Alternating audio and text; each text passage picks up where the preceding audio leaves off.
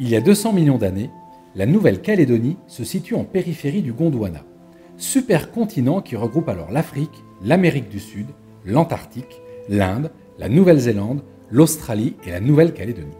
Il y a 130 millions d'années, un fragment de ce supercontinent Gondwana, où se trouve la Nouvelle-Calédonie, et que l'on appelle la plaque continentale Zélandia, se détache, part à la dérive et s'affaisse sous la surface de l'océan.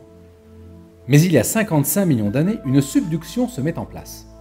La plaque australienne, qui porte la Nouvelle-Calédonie, plonge sous la plaque pacifique.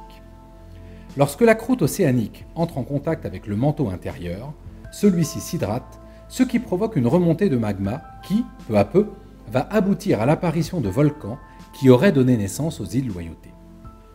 Puis il y a 40 millions d'années environ, la Nouvelle-Calédonie, en entrant dans la subduction, bloque le processus car elle est plus légère.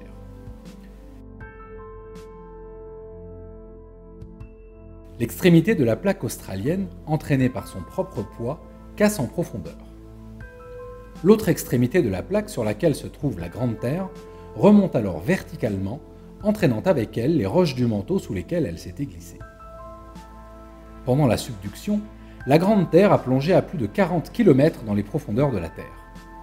Lors de sa remontée, elle a entraîné avec elle les roches du manteau, riches en fer, nickel ou cobalt, dont elle se trouve recouverte et une chaîne de montagnes s'est formée.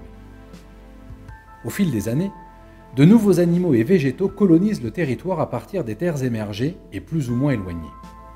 Les sols très particuliers, issus de l'altération des roches au fil des siècles, ainsi que l'isolement insulaire conduisent alors au développement d'un endémisme végétal et animal remarquable.